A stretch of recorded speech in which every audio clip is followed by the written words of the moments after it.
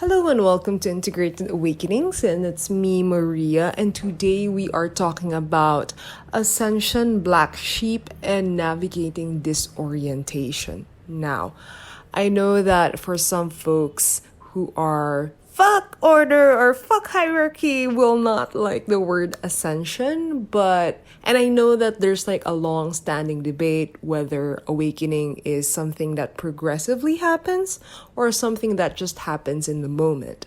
I come from a camp where I could say that yes, samadhi, awakening, ascension states can happen to you like lightning bolts. Like they just happen by accident, by fasting, by prayer, by who knows what, right? And an initiation, some random thing you did. And then sometimes they are a state which is just a knowing, and it's, the difference between, for example, you needing to learn how to breathe correctly, like breathe deeply, versus you just breathe deeply. Your voice changed, your manner of being just changed, right? So I feel like a moment for when you felt like all time existed versus you live with a reality where you're like, yeah, time doesn't exist is different. Okay, so for example, for me around, was it 2016, I had like this very visceral moment where all programs around money and a lot of physical existence stuff, like a lot of thought loops around marketing, society just died. Like I would look at the bank statement and I would be like, this is not real. Like add another zero or minus a couple of commas. I was like, it's not real. And I had a hard time. I was relatively young then, so I had a hard time hooking myself into like a quote unquote normal state where I could believe money was real. Like there was a deep initiation for me of things being empty, right? And the thing is, the same thing happened to me with time. So the fact that I constantly joke about, time's not real. Time's a circle, time's a sphere. For your convenience, like for the convenience of language, I will say in a week, in an hour, in 20 minutes. But that's for convenience, right? I don't really energize the idea of the myth of time being real. Same thing with money. Like there's this convenience of payment when I go to the grocery or when I like pay for the restaurant. But there's this deep, like the seed energy of that thought form genuinely does not exist for my vehicle anymore. And I'm not even saying it as a flex. Like I'm telling you, the sky is blue. Like it's like I feel like I don't even feel saintly about it, that oh my god, you can't corrupt me with money. It's like, it's just, sorry, like the concept of its hook just died for me, right? And that's what I mean by the difference of state and stage. Because for state, you had a peak of that. Like you, nasilipan mo lang, you had like a moment where that was true. Maybe you had shrooms, maybe you were deep in meditation, but it's not your baseline reality. Those are the differences, okay? So baseline reality means you just live with that truth, with that deep truth, and you can still kind of like operate in the human world.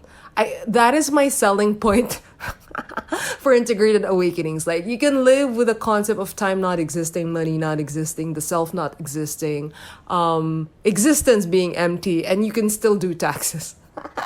You can still watch anime, you can still eat meat. Like that is my selling point. My selling point is you do both. Like it's not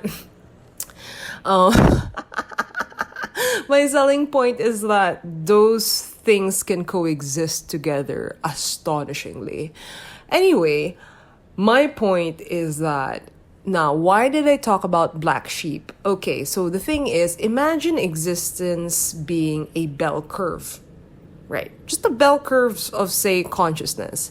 So, for example, you're a quote-unquote basic bitch, meaning you want money, you want sex, you want fame, you want the two-story house, you want the kids, you want the, you just want what most beings or people want, right? And basically, when you like something, if you go to a mass market, you go to a mall, the thing that you want, the comfort that you want, the satiation that you want, the understanding and sympathy that you want exists on market. So for example, women empowerment or sympathy for moms or something like that. So it's in the market, right?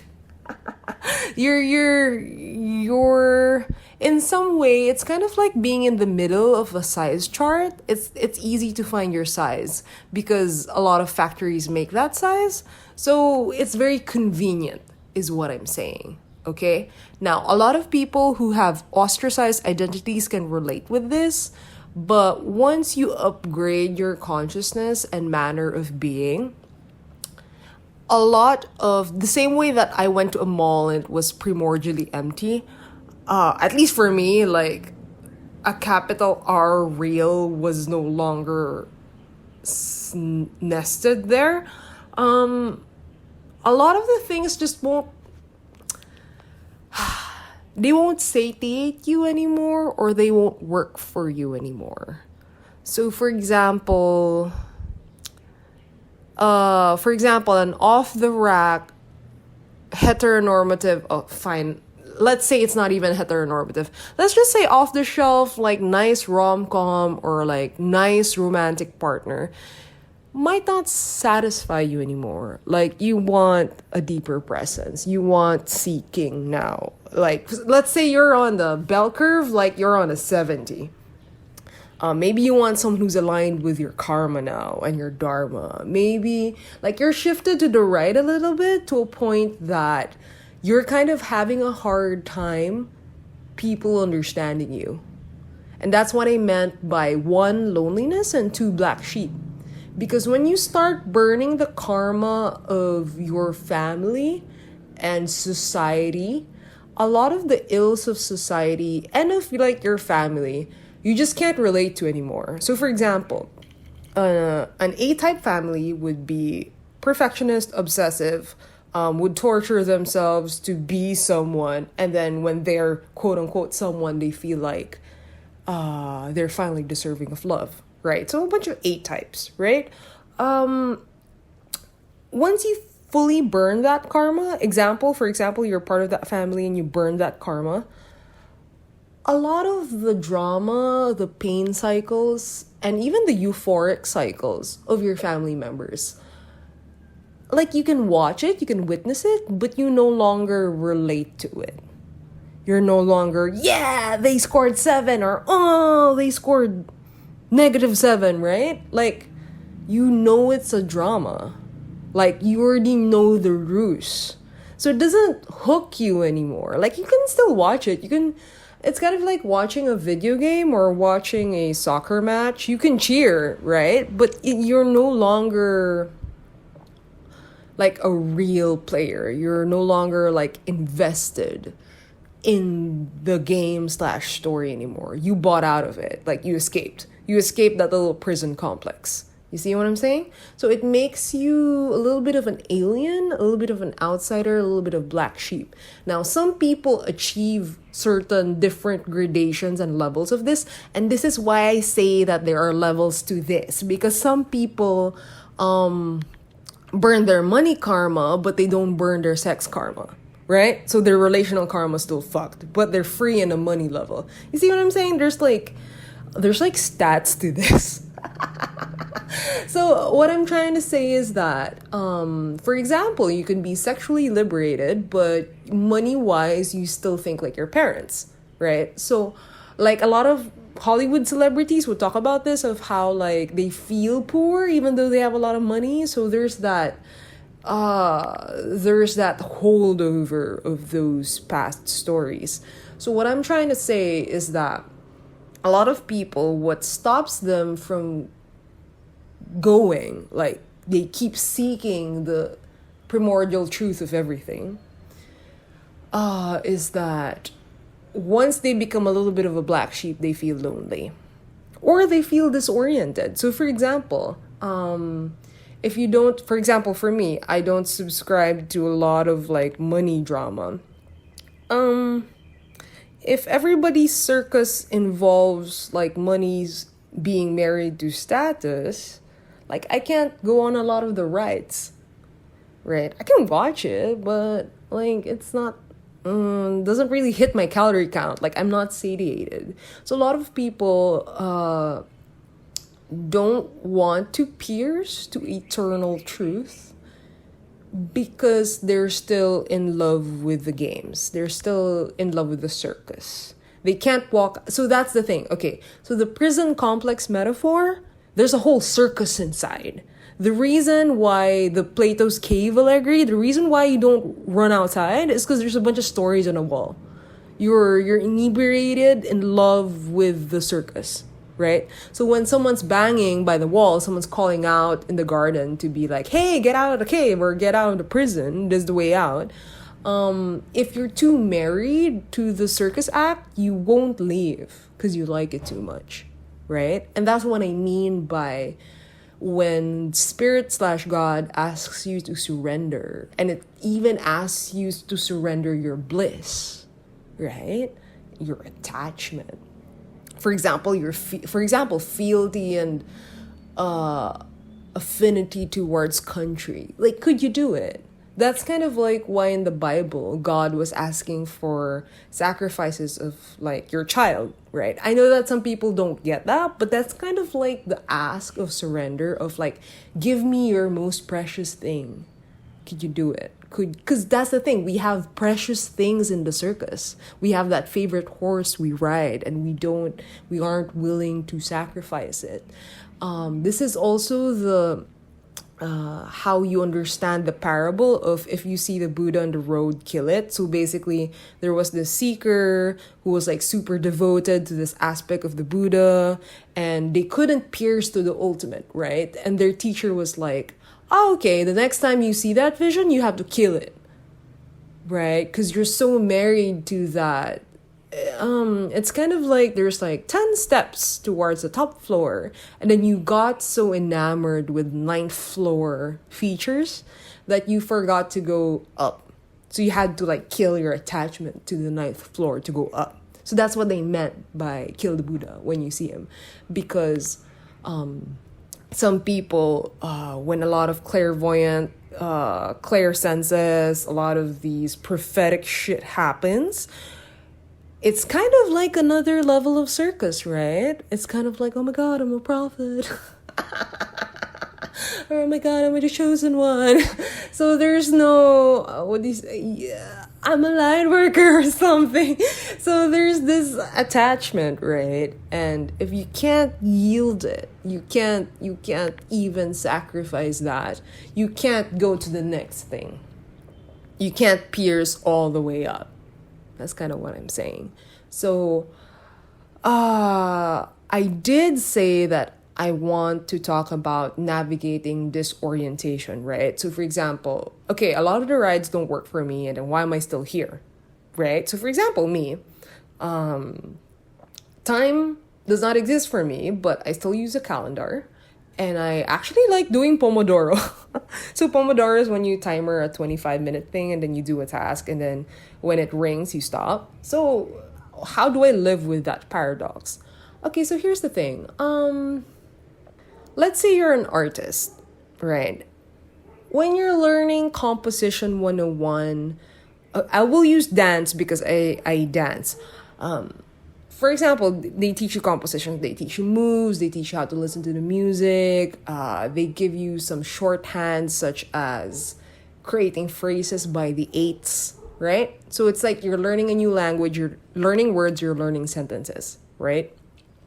Then when you mature as a dancer, you have an intuitive feel for these things and you no longer count. Like you just tutu pa pa, like you're beatboxing everything because it's a felt thing now instead of like a structured thing.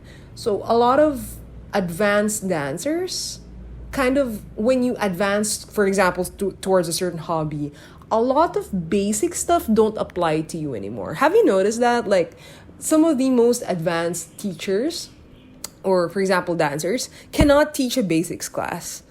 I mean, some of them could, but what they usually try to teach is how to go from a basic to an intermediate.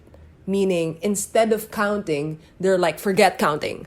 You ever had a teacher like that where it's like, they took you so long to, like, for example, memorize the analects of God, and then when you get to high school, they're like, okay, forget all of that.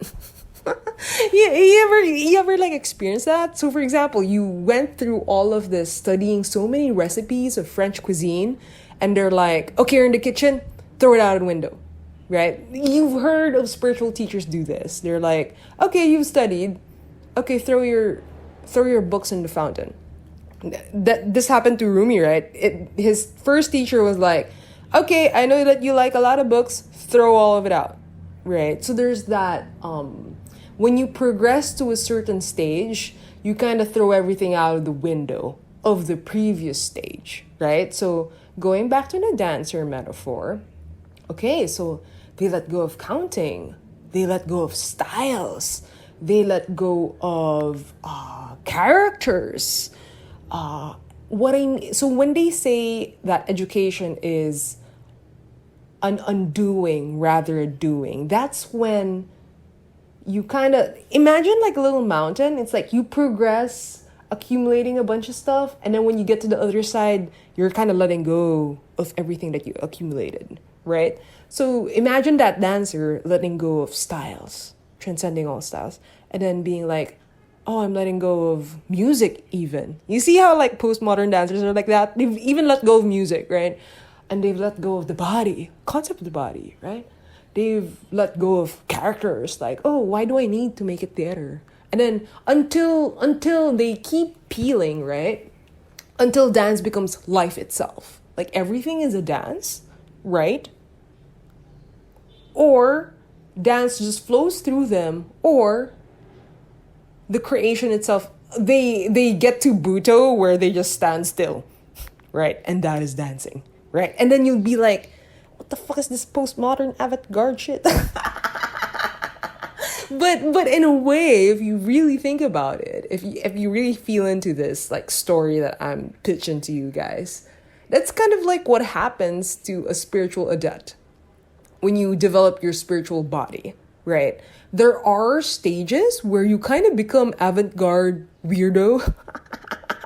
And it's like, oh my God, I don't get the logic. Yeah. So for intermediate dancers or even basic dancers who want to do 8 counts, if they go to an avant-garde teacher's class who are like, oh my God, feel into the presence of whatever, they're gonna be like, what the fuck is this guy talking about? Right? They won't be able to follow. That's kind of what I'm saying. So, what I'm trying to really communicate here is that you have to be really honest where you are. Yeah. So if you're in the basics class of I'm still learning how to count my beats, I'm learning different genres and then which genres really speak to my soul, you're kind of at the level of, okay, I'm learning my chakras, right? I'm learning my personal soul talents. I'm learning my dharma. I'm studying my astrology chart, right? I'm studying tarot. There's this accumulation phase, right? And then you kind of pass that little tipping point, right? You pass that tipping point, and then you're going through an unlearning phase. That's kind of like what I talked about in my tarot episode of like, okay, so park all your foundational knowledge and then now ask your inner being what the fuck it's doing, right? That's kind of like I would say that's a 60. If 100's like full weirdo, that's like a 60. Like I'm trying to transition y'all from basic to intermediate, right? But the thing is, you need to have a grasp of basic before you can even unclasp anything. Like they said in Personal Enlightenment, if you have nothing to sacrifice, how is your sacrifice even a sacrifice? right? If you've done nothing in your life, if you've never really accumulated anything, how is it a yielding? How is it surrender? You see what I'm saying? So it's like a donation. If you're like fucking rich and you give like 10 cents, how is that a sacrifice? You see what I'm saying? Or if you're poor, right? And you gave 10 cents. To some people, it's like amazing because you gave everything you had. But at the same time, you were already destitute. You had nothing to lose. Of course you're going to give everything. The billionaire who gave everything is more laudable, physics-wise, has more transmutation going on because they actually had something to offer, something to sacrifice on the, altar of God. You see what I'm saying? So what I'm trying to say is that you need to be honest with where you are, and the accumulation phase is valid. Like, as someone who like really loves dancing, the time in my life where I was just studying so many dance forms, obsessed with so much music, obsessed with watching so many videos, obsessed with analyzing, understanding a lot of masters, that was fun. That was really fun. So I feel like if you're a spiritual aspirant and you're just learning these different views of understanding spirituality, developing your energetic body, burning your own karma, like that's great. Like enjoy it. Okay. And then if you hit some like classes, and little wisdom hooks of people who are already on the advanced side, who are like, forget that, don't do that anymore, don't think about blah. Kind of just be honest with yourself if you're ready for that. You know what I'm saying? Because if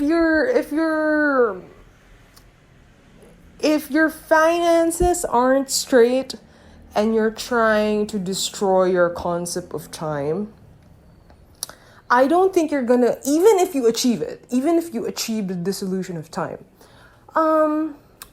would you be able to pilot your device well if you haven't even sorted that straight? So for example, imagine somebody going to the avant-garde dance class and they don't even know how to feel their body. Like, they can't even, if you tell them shift weight or like transfer your weight, and they're like, I'm not even aware of my body weight, right? So they wouldn't be, it wouldn't work. It wouldn't work. That's what I meant. So if you don't even have, like, for example, body awareness of like your energetic body, of how to transform karma, of how to make sure your physical environment's okay in terms of like being able to command your thoughts, be a steward of your own resources, right? So that's money, shelter. I would say that it would be ill-advised for you to go to an advanced quote-unquote class. And that's what I meant by there being stages. Yeah. And in the same way that you're cooking, for example, a turkey, right? You can't put it in the oven, take it out, and then put the stuffing in. Right? Can you imagine? The stuffing wouldn't bake. You see? There are steps to stuff. So rather than thinking, oh my God, someone's the boss of me or someone's better than me, that's not it. It's more of like, if you already put the stuffing of compassion, if you already put the stuffing of self-mastery, if you put the stuffing of self-inquiry, right? If your chicken's full, and then you're gonna put it in the oven, and then maybe try ego death, right? like maybe then you will like see if you could check out ultimate surrender, right? But you need something to surrender. You need a level of mastery, bro, because when you take out the chicken, all of those things that you yielded into the fire of transformation will like permeate, that stuffing flavor will permeate through the chicken, and then the chicken becomes cooked, right? It's no longer hilaw, or hilaw is a Tagalog word for uncooked. damn, I'm trying to look for like a better word for that.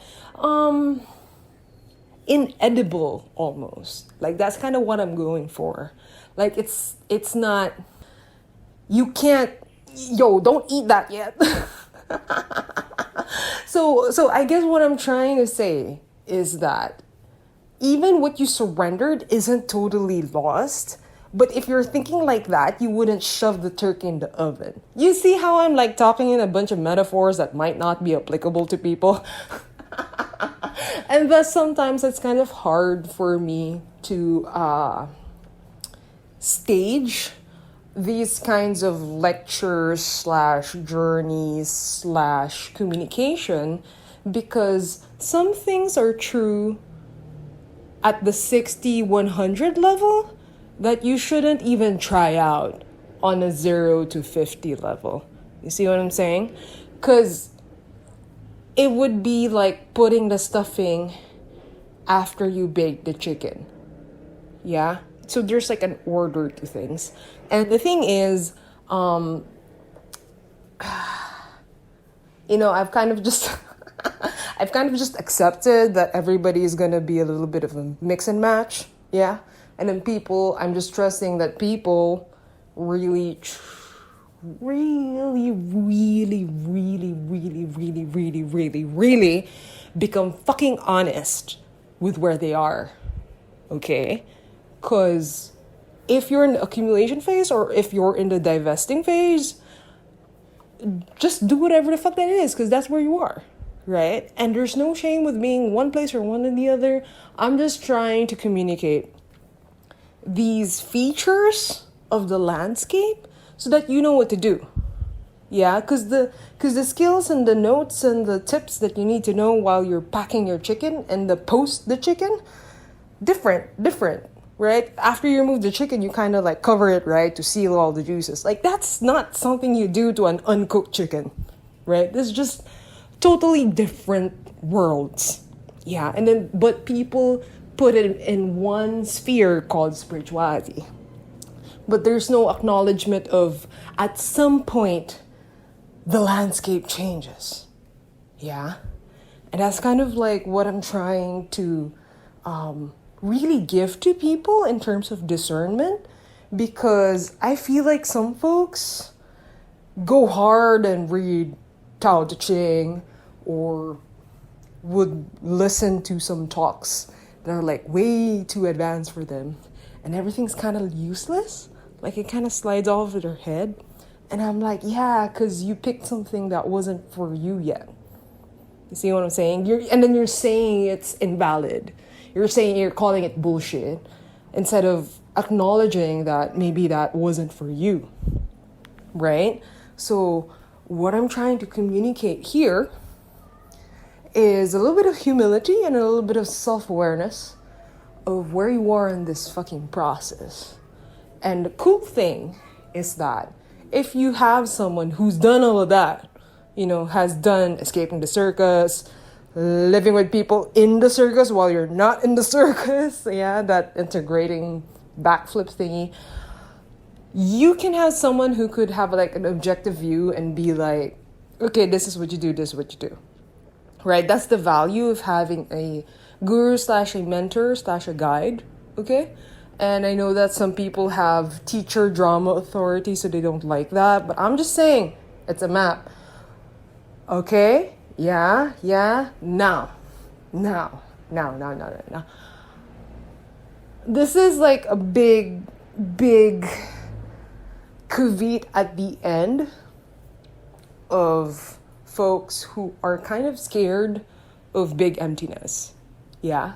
Of like, wow, I read a bunch of lives. And I can really sympathize with this because I felt what you felt. It's like sometimes I'd read like the accounts of enlightened people or even saints, right? They'd have weird stuff happen to them, like bleeding hands. Mary got pregnant as a virgin. Yo, that's trippy. And basically they just do weird stuff, right? And then some people would be quite mean to them in terms of like there'd be accounts of poisoning this enlightened person because their mastery of their body can turn that poison into like pure energy. And I'm like, yo, you still poisoned a fucking person, right? Just because that person's enlightened doesn't mean that you can fucking do anything with them. So basically, I understand the whole, am I gonna be a weirdo? Like, if I go to 100 and then the world just ceases to apply to me, am I totally screwed? It's like, am I totally screwed? I'm so fucked. And there's that whole drama of like, what if I totally check out? Like, you know how there's accounts of people who went so hard on a shroom trip, they've ceased to care about anything in the world, including like their kids or responsibilities or job. And you're like, oh my God, that is so ungrounded. I hate it. Let's never do that. And yet you read advanced practices and be like, oh, they are touching emptiness, right? So it's like, what the fuck? So I understand that there can be a bit of allergy to, if you see the bell curve, to keep going to the right. I get it. Sometimes you get a bunch of like cool shit at around 70 and 80 and you're like, I'm happy with my cool shit. I don't need to keep going. Like, I get it. I feel you. Okay, but here's the thing though. I feel like, and I've mentioned this in the previous podcast, all those saints and masters, ascended masters, enlightened folks, they've kind of solved that dilemma of everything is empty. I don't really need to be here, and yet I am here. And have kind of just dealt with operating here in this world, even if they have zero ego desire anymore. Like, they solved that, right? And I do want to say that it's doable. Okay? I don't know how many I don't like using the word enlightened for myself, but I have had really prolonged states of deep emptiness where I was scared that I would not have any desire to do anything. Like, it was a very deep, like, annihilation. So, the fact that I still have a podcast, the fact that I still like K-pop, the fact that I can still say, hi, it's me, Maria, meaning I can still, use language enough that I know I have a persona, right? Pretend to have a persona, but my point is that you can do both, right? Just because I think time does not exist doesn't mean that I can't show up to meetings on time, right? And doesn't mean that when you go all the way up to 100, that you can't pretend to put on masks and, live around a world that operates on a 60 or on a 70, right? You could still watch movies. You could still get a boyfriend. You could still set up arbitrary goals for yourself. For what? For nothing. Just because you wanted to participate. Just because your human is lonely, right? So I'm just trying to say, you can be a full weirdo and pretend you're not too weird. Damn, that sounds so odd when I say it like that. It's that's a little weird. But yeah, I guess what I'm trying to say is that when you reach 100 or you're skidding on the 90s, you're skidding on the 90s and right, it's okay. It's fine.